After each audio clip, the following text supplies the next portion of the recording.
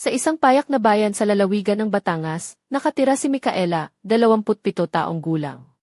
Hindi siya taga Maynila, hindi rin taga Cebu o Davao, kundi isang simpleng babae na kilala ng halos lahat sa kanilang lugar, kung sino ang magkarelasyon, kung sino ang nagpapanggap at kung sino ang naghihintay na mabigo.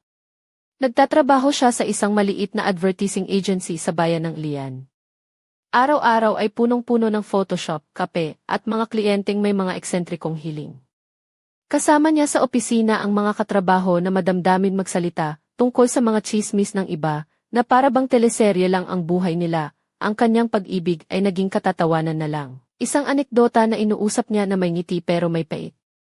Si Arman, ang kanyang ex, ay 6 na buwan nilang pinagsamahan. Isang tipikal na clean-cut na lalaki, laging nakairon na polo at hawak ang iPhone na parang salamin, palaging nakabaliktad ang screen na para bang ayaw niyang makita si Micaela. Sa umpisa, parang prinsipe sa pelikula, magandang umaga, spaghetti na may ketchup at sorpresa, at alak na mura mula sa sari-sari store. Pero di nagtagal, naging paulit-ulit ang drama, nawawala ng walang paliwanag, cellphone na nakacharge sa sasakyan, at ang laging dahilan, natutulog lang ako, pero ang mga babae sa probinsya, lalo na si Micaela, hindi basta-basta napapikon. Sila ang mga tagamasid, obserbador ng mga kilos, tagapag-analisa ng mga palihim na galaw, at marunong maghuli ng tama sa tamang panahon. Isang araw, dumating ang lihim na pahayag mula kay Lala, ang nakababatang kapatid ni Arman, na matagal nang may palihim na eye contact kay Micaela. Nagpadala si Lala ng litrato ni Arman kasama ang isang fitness instructor, na mukhang mas malapit sa katawan kaysa sa mga weights sa Giphy, nakangiti silang nagyakap, nakasulat pa sa caption. Mainit na Biyernes sa GIF, hindi lang para sa mga muscles, hindi nag-roll ang mata si Micaela. Sa halip, napailing siya at napatawa, dahil bigla niyang naalala si Sergio, ang ama ni Arman na 42 taong gulang, matangkad, may bahagyang paos na boses, at mga kamay na marunong hawakan ang dapat hawakan. Sobrang magalang si Sergio, tinitigan ng matagal ang mga binti ni Micaela tuwing suot nito ang shorts, pero noon, bobo pa siya at hindi pinansin. Ngayon, hindi na, Sabado nang umalis si Arman papuntang inaasahan ni Micaela. Umalis ang ina ni Arman, si Valentina, papuntang probinsya sa San Pablo, kasama ang mga kaibigan, habang si Sergio ay naiwan sa bahay. Dumating si Micaela na may dalang chocolate cake, isang chocolate night na may suot na siksik na cherry red na dress na may malalim na neckline, walang suot na panty, para lamang sa intensyon, binuksan ni Sergio ang pinto. Nakaputing polo, nakabukas ang ilang buton sa liig, kulot ang buhok at may bahagyang hindi pag-ahit. Nagpasya lang akong dumaan, gusto lang kitang kausapin, sabi ni Micaela. Libre naman ako para sa iyo, ngumiti si Sergio na may dali-daling halakhak na parang may kiliti sa likod ng mga balikat, umupo sila sa sofa. Maluwag ang pagkakaupo ni Sergio, habang unti-unting ikinrus ni Micaela ang mga binti, na para bang malayang bumagsak ang hem ng kanyang dress, nagbukas ng daan para sa mga imahinasyon. Sinimulan niyang ikwento ang pagtataksil ni Arman, ang galit na sumisiklab sa loob niya, at ang kawalang hiya ang dulot ng pag-ibig. Tahimik si Sergio, tinitigan siya sa mga mata at hindi humuhusga. Hindi siya yung tipo ng lalaki na namamagitan sa usapan. Siya ang nakikinig, hindi mo deserve yan, wika ni Sergio. Sobrang totoo ka para sa mga murang kalokohan. Ano ang ginagawa ng tunay na lalaki? Tanong ni Micaela, yumuko ang katawan papunta sa kanya. Alam ko ang ginagawa ko, sagot ni Sergio, tumitig ng malalim. Ang tunay na lalaki, tinutulungan kanyang kalimutan ang mga sumakit sayo. Pinaparamdam niyang babae ka, dahan-dahan hinawakan ni Micaela ang kanyang hita. Tulungan mo akong makalimot, bulong niya sa isang tingin, hindi nag-atubili si Sergio. Ang kamay niya ay dumampi sa baywang ni Micaela, at ang mga labi, malambot, mainit, ay nagtagpo sa kanya. Hindi ito. Halik ng mga kabataan, halik ito ng isang lalaking sigurado, marunong sa bawat galaw, sa tamang lakas, sa tamang ritmo, kumapit ang mga kamay ni Micaela sa liig ni Sergio. Tumibok ang puso niya ng malakas hanggang marinig niya ito sa tenga. Nakalimutan niya ang lahat, ang sarili, ang dahilan ng pagpunta niya. Nasa paligid na lamang ang init ng balat, amoy ng katawan, at bigat ng kanyang piling lalaki, dahan-dahang bumaba ang kanyang dress. Naiwan siyang naka-black lace na bodycon na suit, legal pero maihalong kasalanan. Hinahalik siya ni Sergio ng dahan-dahan, nilalamas ang bawat sentimetro ng katawan niya ng may paggalang at pagnanasa. Hindi nagmamadali, nilalasap ang bawat sandali, tahimik ang mga daing ni Micaela, hindi mga daing ng sakit kundi mga daing ng kalayaan. Daing ng babaeng sa wakas ay gumagawa ng gusto niya, na hindi na natatakot, nang matapos. Nakahiga silang magkatabi sa sofa, hubad, pagod, at nagtatawanan na parang mga bata na nanakaw ng candy at kinakain sa loob ng aparador. Ngunit hindi ito aparador, ito ay sala ng bahay ni Sergio. Hindi siya nakaramdam ng guilt, kundi ng kalayaan. Sa unang pagkakataon pagkatapos ng mahabang panahon, hindi na siya pareho.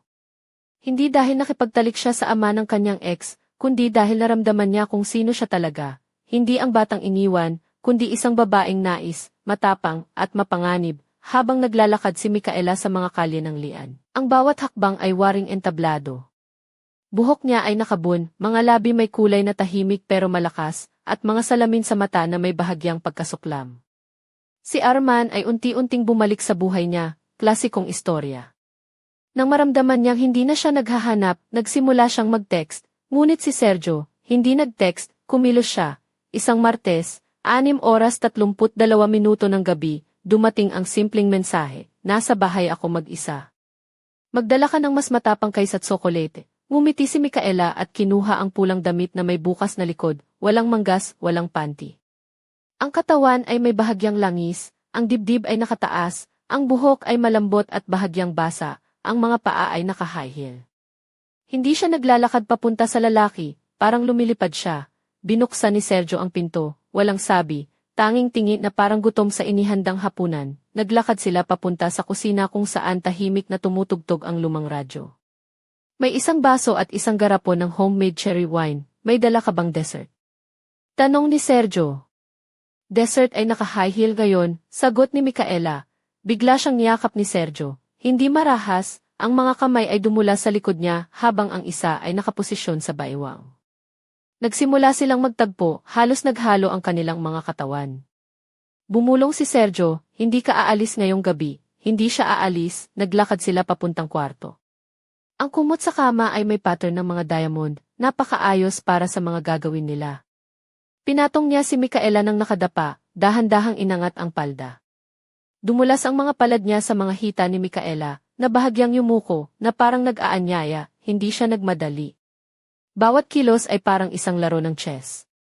Akala ni Micaela ay alam na niya ang katapusan, pero bawat sandali ay may bagong eksena. Gamit ang isang silk scarf, na may pattern ng mga poppy, nilagyan niya ng piring ang mga mata ni Micaela, at bumulong ng mga salitang halos malaswa pero maganda. Nawala ng paningin si Micaela, pero tumaas ang iba pang pandama, bawat haplos ay parang kidlat. Hindi lang niyakap ni Sergio ang katawan niya, pinamuno niya ang kanyang hininga, tibok ng puso, at kalooban. Tinanggal ni Sergio ang lahat ng damit ni Micaela, na naiwan lamang ang kanyang sarili, walang kontrol, puro balat at pagnanasa. Mahal nila ang isa't isa ng matagal, mabagal, sa mga posisyong hindi lang nagbibigay ng ligaya kundi kapangyarihan. Si Micaela sa ibabaw, si Sergio mula sa likod, hawak ang mga kamay niya sa likod habang bumubulong na siya ang pinakamakailang babae na nakita niya. Pagkatapos, nakahiga silang magkatabi sa madilim na silid. Hinaplos ni Sergio ang buhok ni Micaela at ikinuwento. Ang kanyang pangarap noon na maging musikero, pero naging engineer sa halip. Ngayon, meron na akong ikaw, sabi niya, hanggang kailan? Tanong ni Micaela, tinakpan ang sarili ng kumot, hanggang sa wala na, sagot ni Sergio, at tumigil si Micaela. Hindi ito basta kamao o halik lang. Nagsimula silang maramdaman, pareho. At hindi na ito laro, ngunit sa likod ng mga sandaling ito, may aninong dumating. Sa susunod na kwento, malalaman natin kung hanggang saan ang kakayanin nilang dalawa sa gitna ng mga lihim, pagtataksil, at isang misteryo na patuloy na sumusunod sa kanilang mga yapak. Sa isang maaraw na linggo sa bayan ng Lian, naglakad si Micaela papunta sa maliit na botika sa kanto ng kanilang barangay. Suot niya ang isang simpleng puting blusa na bahagyang bumabalik sa kanyang balikat, at isang maikling palda na nagpapakita ng kanyang mga binti na tiniklop ng maingat sa bawat hakbang. Ang mga high heel niya, manipis at matulis, ay tila nagpapahiwatig ng isang lihim na kagandahan at lakas. Sa kanyang mga pulso, nakahanap ang pulseras na may maliit na kwintas na hugis puso, isang alaala ng isang nakaraan na pilit niyang nilimot, habang pumipila siya sa harap ng butika. Napansin niyang may nakatingin sa kanya mula sa kabilang kalsada. Isang lalaki, medyo matangkad, nakaitim na jacket at may bitbit na maleta, na parang nasa pelikula lang ang dating. Parang ang bawat hakbang niya ay may kasamang tunog ng dramang teleserye. Sinubukan ni Micaela na huwag magpansin, pero ang pakiramdam ng pagbabantay ay hindi nawala pagkatapos ng ilang araw na pag-usapan ni Micaela sa isang kaibigan ang tungkol sa lalaki. Nakita mo ba si Arman sa harap ng bahay mo? Parang may plano siya, di ba? Bulong ng kaibigan habang palihim na tumitingin sa paligid. Hindi ko alam, pero parang siya nga yon, sagot ni Micaela na may bahagyang kaba. Ang buhay niya ay naging parang pelikula, naglalakad siya sa dalawang mundo. Ang euforia kasama si Sergio at ang takot na dala ni Arman. Ang mga lihim na pagkikita nila ni Sergio ay nagiging mas madalas ngunit mas tahimik, walang tawag, walang mahabang text. Mga tagpuan sa mga motel sa gilid ng highway, sa mga bakanting apartment, at minsan, sa dressing room ng Giffy na dinala niya si Sergio para sa isang tour. Sa dressing room, suot ni Micaela ang isang tracksuit, pero sa ilalim nito, wala siyang suot na panty. Para sa susunod, bulong ni Sergio habang pumasok sila at isinara ang pinto ng mailok. Umupo siya sa isang kahoy na bangko habang si Sergio ay nakatayo sa harap niya. Dahan-dahang hinawakan ni Sergio ang kanyang binti, umakyat ang mga labi niya mula sa bukong-bukong hanggang sa gilid ng hita, hanggang sa huminto sa pagitan ng katotohanan at bawal. Pero hindi nila natapos ang kanilang ginagawa at ang hangin ng kakulangan ay naging masakit na pang-akit. Sa susunod, sa bahay sa probinsya, doon tahimik, walang makakakita, bulong ni Sergio, ngunit hindi ganoon kadali ang buhay. Unang naramdaman ni Micaela na siya isinusundan ng lapit ni Arman. Dumadayo siya sa opisina, mga tindahan, at minsan ay nilapitan sa hintayan ng jeep. Nagbago ka. May kasama ka ba? Tanong ni Arman na may kakaibang init sa mga mata, tanging sarili ko lang. Masaya naman ako, sagot ni Micaela na may mapanuring tingin, hindi niya inaasahan ang sagot niya. Mukhang natulala si Arman, hindi sanay na hindi siya sumusunod o nagsusumamo. Si Micaela, sa halip, ay nagsimulang mag-ayos ng kanyang sarili, hindi na para sa iba kundi para sa sarili niyang kalayaan. Isang gabi sa bahay ni Sergio sa probinsya, sinalubong siya nito sa gate. Nakaputing dress si Micaela, na may mga bulaklak na nakatatak sa tela, walang sapatos at may hawak na basket ng mga aprikot. Picnic tayo, sabi nila, pero ang dala nila ay strawberries, alak, at isang hindi mapigilang pagnanasa. Tahimik ang paligid, tanging huni ng mga ibon at ang kaluskos ng lumang kahoy sa ilalim ng kanilang mga paa. Naupo si Micaela sa isang lumang bangko sa veranda habang si Sergio ay dahan-dahang binubuksan ang kanyang dress. Isa-isang bumabagsak ang mga butones na parang kumpirmasyon ng bawat sandaling pinili nilang lumaban sa kanilang mga takot. Naiwan siyang nakasuot lamang ng manipis na puting stockings at isang transparent na kamisol na nagbigay ng kakaibang pakiramdam, mabait pero mapusok na kaakit-akit. Pinulot siya ni Sergio at dinala sa lumang kama na may makukulay na kumot. Ngunit hindi ito tulad ng dati. Tinitigan siya ni Sergio ng matagal, tila natatakot na baka sa susunod na pagkakataon ay wala na siya. May nangyayari ba? Tanong ni Micaela, lumihis ang tingin ni Sergio. Bumalik si Valentina. May hinala siya. Hindi diretso, pero ramdam na niya, alam niya na. Tayo. Bulong ni Micaela, na tila nilamon ng takot, hindi pa, pero hindi rin kami mga tanga. Sagot ni Sergio, habang hinahaplos ang baywang niya na parang gustong itala ang bawat sandali. Sa gabing iyon, nagmahal sila ng maihalong lungkot at matinding lambing, parang ninanakaw ang kanilang bukas sa mundo, sinusubukang ilahad ang lahat sa iisang gabi lamang. 3 araw pagkatapos, isang maikling text ang dumating mula kay Valentina, Micaela. Kailangan nating mag-usap personal nang makita ang mensahe. Parang nahulog ang puso ni Micaela sa sahig. Dito nagsimula ang tunay na bagyong hindi niya inaasahan. Nagtagpo sila sa isang maliit na kapehan malapit sa terminal ng bus. Si Micaela ay maaga nang dumating, naka-dark blue na pantalon at blazer, buhok ay nakatali, at mga salamin sa mata na tila pananggalaban sa mundo. Si Valentina ay pumasok ng tahimik, na parang bagyong paparating. Hindi na tayo magpapaligoy-ligoy pa, wika niya.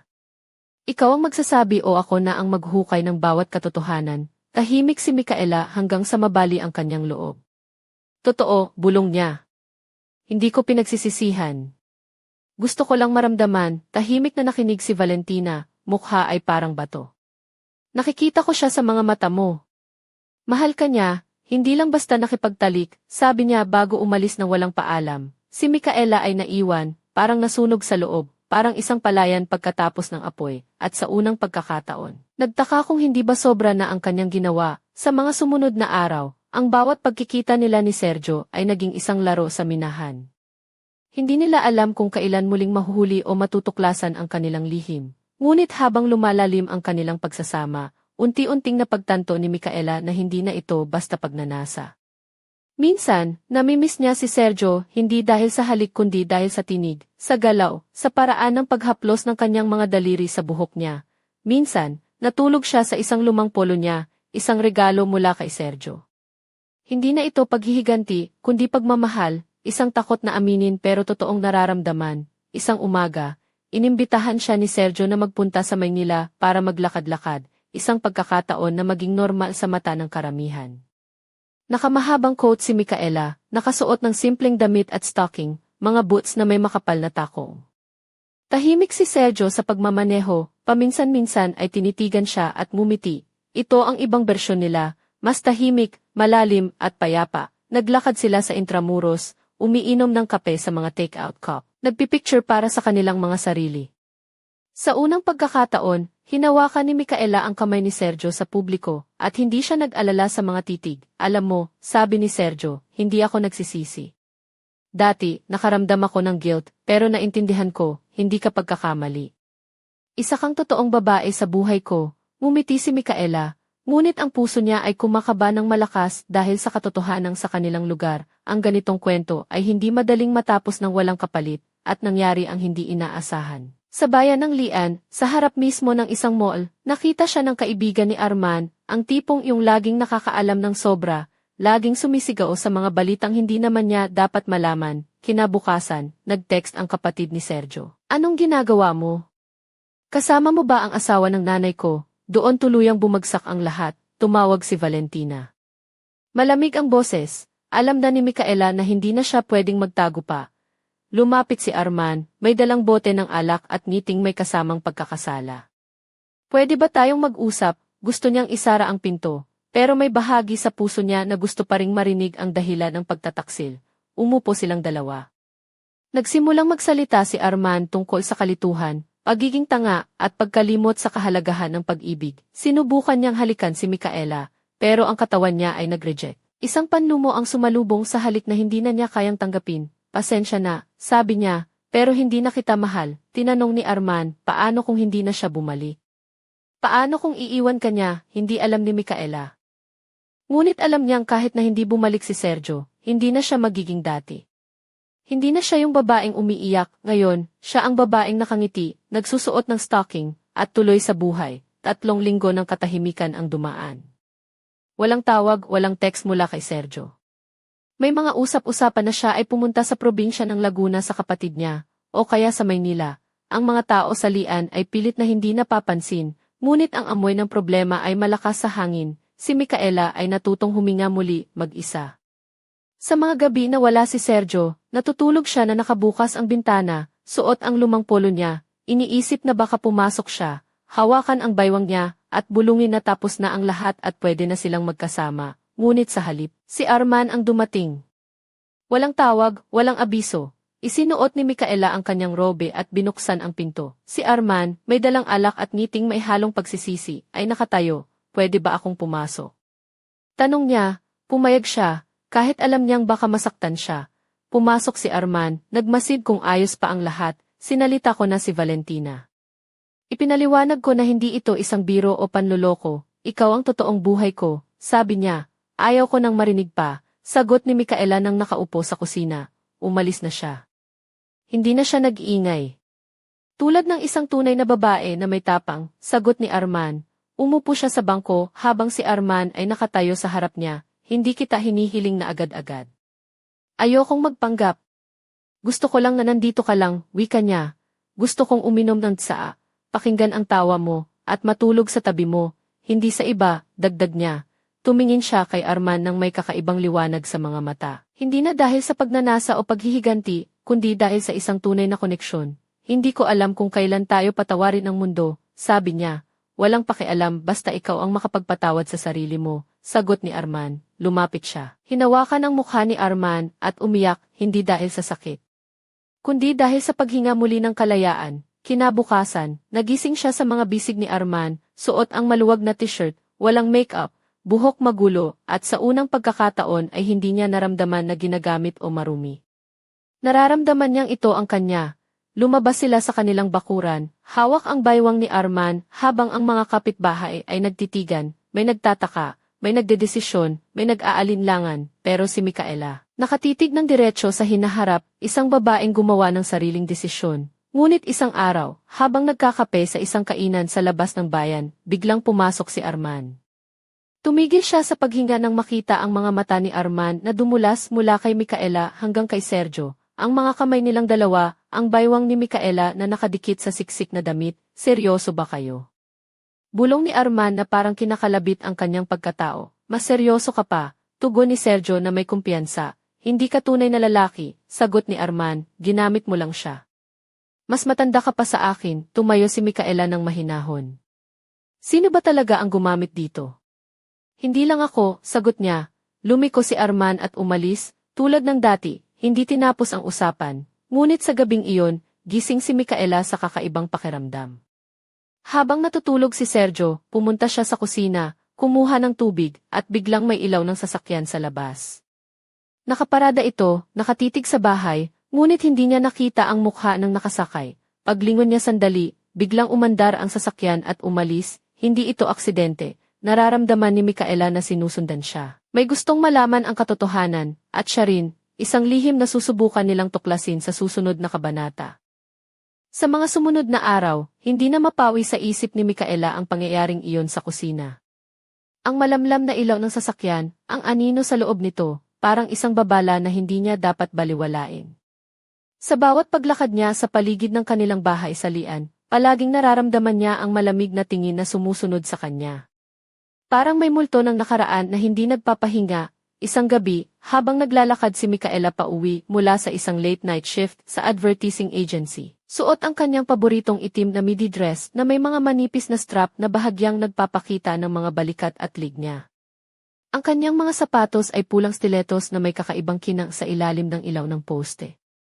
Sa kanyang liig, nakasabit ang isang simpleng kwintas na hugis buwan, isang regalo mula kay Sergio na parang paalala ng kanilang lihim. Habang naglalakad siya sa madilim na kalsada ng barangay, biglang may lumabas na lalaki mula sa dilim. Si Arman, nakaitim na jacket, may mapanuring tingin at ngiting pilit inilihim ang galit. Micaela, tawag niya na parang may kakaibang lalim ang boses, hindi mo pwedeng takasan to ng ganito lang. Napahinto si Micaela, nanginginig ang mga kamay, pero pinilit niyang magpakita ng tapang. Ano ba talaga ang gusto mo, Arman? Hindi na kita mahal, at hindi na rin ako yung batang inaapi mo noon, ngumiti si Arman, ngunit ang ngiti ay puno ng pang-uyam.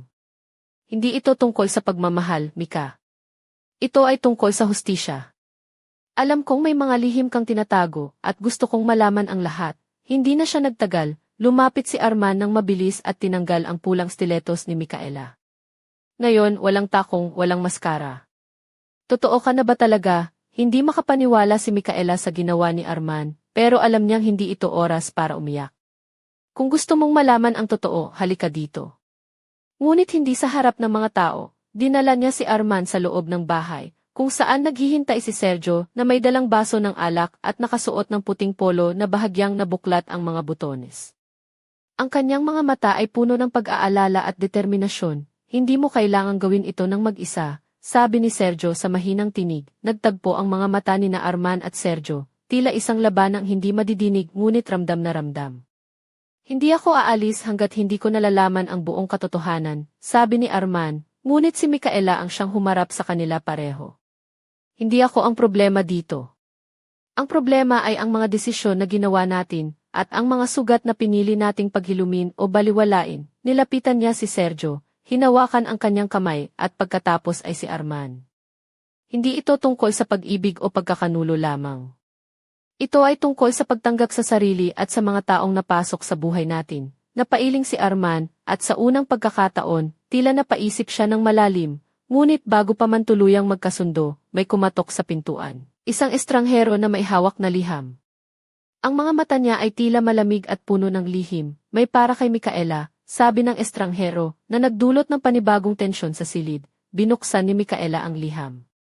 Sa loob, may mga larawan, mga litrato ng mga tagpo kasama si Sergio, si Arman, at isang tao na hindi niya kilala. May kasamang mga salita, alam ko ang lahat ng inyong mga sikreto. Hindi na kayo ligtas, biglang tumahimik ang lahat. Ang hangin ay naging mabigat na parang may bagyong paparating, at dito nagsisimula ang isang bagong kabanata, isang misteryo na magbubukas ng mga lihim na matagal nang itinago, at maglalagay sa kanila sa panganib na hindi nila inaasahan. Sino ang estrangherong ito? Ano ang ibig sabihin ng mga larawan? At hanggang saan ang kayang tiisin ni Micaela, Sergio, at Arman sa pagsubok ng kanilang mga puso at buhay? Ang sagot ay nasa susunod na yugto. Ang araw ay unti-unting lumulubog sa likod ng mga bundok ng lian nang muling nagtagpo sina Micaela, Sergio, at Arman sa loob ng maliit na sala sa bahay ni Sergio. Ang lamig ng hangin sa gabi ay tila sumasalamin sa tensyon na bumabalot sa kanilang paligid. Si Micaela ay nakasuot ng isang itim na sleeveless dress na mahigpit sa katawan, bahagyang naglalantad ng kanyang mga braso at balikat, habang ang kanyang mga mata ay nagsisilbing salamin ng matinding determinasyon at lihim na pag-aalala. Si Sergio naman, nakadenim na pantalon at puting polo na bahagyang kabukas ang mga buttons, ay nakaupo sa tabi ng lamesa na may hawak na baso ng tubig. Ang kanyang mukha ay maihalo ng pagod at pag-asa, ang kanyang mga kamay ay tila nag-aalay ng kapanatagan sa sitwasyon. Si Arman, na laging nakaitim na jacket, ay nakatayo sa tabi ng pintuan, nakatitig ng matindi kay Micaela. Ang kanyang mga mata ay puno ng galit at pagdududa, ngunit may bahid ng pagkalito. Nilapitan ni Micaela si Sergio. Hinawakan ang kanyang kamay at saka ang kamay ni Arman, na tila isang hiling na sana ay magkaisa sila. Hindi natin kayang harapin ito ng hiwalay, sabi niya, ang tinig niya ay maihalong lamig at init, hindi nagtagal, muling kumatok sa pinto. Ang estrangherong may liham ang pumasok, dala ang isang maliit na flash drive. Ito ang ebidensya, sabi niya nang may bahagyang ngiti, ang mga lihim na iyon ay hindi naligtas, tinanggap ni Micaela ang flash drive, ang puso niya ay bumilis ang tibok. Sa sandaling iyon, ang mga alinggaw ng nakaraan, ang pagtataksil, at ang mga lihim ay tila nagiging isang mapanganib na laro na maaaring sirain ang lahat, habang pinapanood ng tatlo ang mga larawan sa screen ng laptop. Nakitang may mga kuha mula sa mga lihim nilang pagkikita, mga sandaling puno ng pagnanasa, ngunit may mga taong nagmamasid sa dilim. May isang anino sa likod ng kamera, isang mukha na hindi maintindihan, kung sino man ang nasa likod nito, ani Sergio. Alam niya ang lahat ng ating mga kahinaan, napatingin si Micaela kay Arman, na parabang naghahanap ng lakas sa mga mata nito. Ngunit sa likod ng galit ay may isang tanong, hanggang kailan sila magtatago sa mga anino ng nakaraan? Sa labas ng bahay, mula sa dilim, isang sasakyan ang dahan-dahang lumapit. Ang ilaw nito ay nagbigay liwanag sa mukha ng isang taong kilala ni Micaela, isang matandang kaibigan na matagal nang nawala sa kanilang buhay, ngunit ngayon ay muling bumalik na may daladalang mga sagot, ang gabi ay hindi pa tapos. At sa pagpasok ng bagong mukha, isang bagong misteryo ang bubukas, isang lihim na maaaring baguhin ang lahat. Ano ang tunay na motibo ng estranghero? Ano ang koneksyon ng matandang kaibigan sa mga lihim na ito? At hanggang saan kaya aabot ang tapang ni Micaela sa paglaban para sa kanyang kalayaan at pag-ibig? Ang kasagutan ay naghihintay sa susunod na yugto. Sa unahang liwanag ng umaga, nagising si Micaela na may mabigat na pakiramdam sa dibdib. Nakahang sa kanyang kwarto ang pulang damit na isinusuot niya noong gabi ng kanilang lihim na pagkikita kay Sergio. Ang halimuyak ng chocolate cake na dala niya noon ay tila naglaho na, pinalitan ng lamig ng realidad, suot ang isang malambot na white cotton blouse na bahagyang bumubukas sa kanyang liig, at isang simpleng maong na shorts. Naglakad siya palabas ng bahay patungo sa maliit na kapehan sa gitna ng bayan ng Lian. Nariyan si Mang Ramon, ang matandang barista na kilala sa kanilang lugar, na nakangiti habang inaabot ang tasa ng kape na may malinamnam na amoy ng kapeng barako. Habang umiinom, napansin ni Micaela ang mga matang nagmamasid mula sa kabilang mesa. Si Liza, ang matalik niyang kaibigan, ay lumapit ng may seryosong mukha. Mika, may mga kumakalat na tsismis sa barangay. Sabi nila, may mga taong hindi mo inaasahan ang sumusubaybay sa iyo, bulong ni Liza habang nilalapit ang kanilang mga upuan. Napangiti si Micaela, ngunit may bahid ng pangamba. Hindi na bago yan, Liz. Pero hindi ako patatakbo ngayon, sagot niya na maihalong tapang at pagod. Biglang ring tumunog ang kanyang cellphone. Isang text mula sa isang hindi kilalang numero, alam ko ang lahat. Huwag kang magtiwala sa kahit sino. Naramdaman niyang parang may malamig na hangin ang dumaan sa kanyang likuran. Hindi nagtagal, pumasok sa kapehan si Sergio. Naka-light gray na polo at maong na pantalon, ang kanyang buhok ay bahagyang magulo, tila ilang gabi nang hindi nakapagpahinga ng maayos. Nilapitan niya si Micaela at sinabi ng mahina, kailangan nating mag-usap, seryoso. Dinala niya si Micaela sa isang tahimik na kwarto sa likod ng kapehan. Sa loob, inilabas ni Sergio ang isang maliit na kahon na puno ng mga lumang litrato, sulat, at isang diary na may balat na luma na. Ito ang mga alaala ko, sabi niya. Pero may mga bagay dito na hindi mo pa alam. May mga lihim akong tinatago hindi lang para sa'yo, kundi para sa atin. Binuksan ni Micaela ang diary, at sa bawat pahina, nabasa niya ang mga kwento ng kalungkutan, pangarap at pagtataksil na hindi niya inaasahan. Ngunit sa huling pahina, may nakasulat na isang pangalan, isang tao na tila naglalaro sa likod ng lahat ng nangyari. Siya ang dahilan ng lahat, wika ni Sergio habang nakatingin sa kanya. Hindi makapaniwala si Micaela sa nabasa. Paano mo nalaman ito? At bakit ngayon mo pa sinasabi? Ngumiti si Sergio na maihalong lungkot. Dahil ayokong masira pa ang lahat. At dahil mahal na kita, ngunit bago pa sila makapag-isip ng malinaw, biglang bumukas ang pinto at pumasok si Arman, mukha ay seryoso at may dalang bagong ebidensya. Isang USB drive at mga larawan na naglalaman ng mga lihim na pag-uusap at mga tagpo sa likod ng kanilang mga buhay. Hindi tayo ligtas, Mika. Hindi lang tayo ang may kinatatakutan, sabi ni Arman. Ang tatlo ay nagtipon sa maliit na silid, pinagmamasdan ang mga larawan at file sa screen ng laptop.